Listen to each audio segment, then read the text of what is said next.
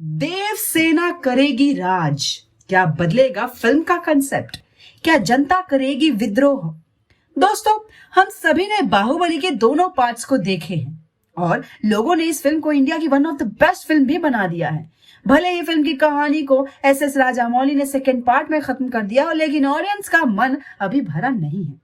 और बस फिर क्या, हम ये उम्मीद कर सकते हैं कि फिल्म के वही किरदार हमें वापस दिखेंगे, लेकिन कहानी का मोड़ होगा कुछ नया।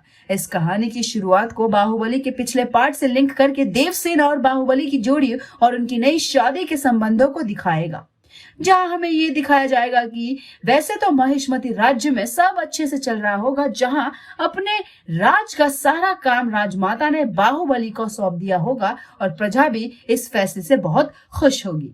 वहीं भल्लाल देव को दूसरे राज्य की गद्दी सौंप दी जाती है और वो अपने पिता के साथ वहां उस राज्य को संभालने के लिए चला जाता है।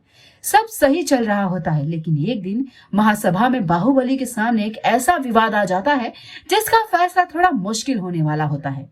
राज्यसभा में राम और उसकी पत्नी सुधा का विवाद सामने आता है, जहां सुधा एक अम्बिटू औरत होती है और उसकी इच्छा होती है कि वो अभी अपने पति के साथ कंधे से कंधा मिला के काम करे और अपने परिवार को एक अच्छी जिंदगी दे।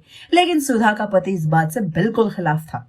अब जहां इस विवाद का कोई फैसला नहीं हो पा रहा था, तो बाहुबली एक फैसले के साथ आता है और कहता है कि पति और पत्नी दोनों ही रिश्ते के बराबर के हकदार होते हैं। जहां पत्नी से दुख और सुख बांटने की उम्मीद की जाती है, तो उन्हें बराबरी का हक भी मिलना चाहिए।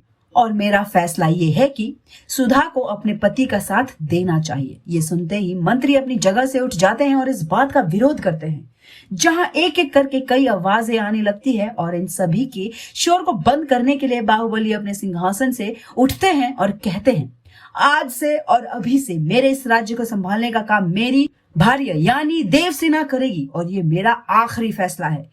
जिसके बाद देवसेना बिना कोई सवाल पूछे बाहुबली की इस बात को मानते हुए राज्य के काम संभालना शुरू कर देती है। वहीं दूसरी तरफ राज्यसभा के कई मंत्री अपना एक ग्रुप बना के राजमाता के पास जाते हैं और कहते हैं कि बाहुबली के इस फैसले से वो बिल्कुल खुश नहीं है, लेकिन राजमाता उनकी इस बात को अनसुना करते हुए कहती है कि वो बाहुबली के साथ है और देवसेना इस राज्य को और अच्छे से संभाल सकती है।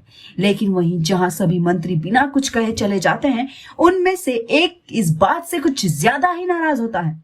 अब क्या करेगा ये मंत्री? क्या राज्य संभाल पाएंगी देवसेना? बाहुबली कैसे देगा देवसेना का हाथ? इन सभी सवालों के जवाब जानने के लिए आपको अगले वीडियो का वेट करना होगा, पर तब तक के लिए आप हमें बताइए कि कैसा लगा आपको ये वीडियो। आप अपने थॉट्स हमें कमेंट सेक्शन में जरूर बताएं।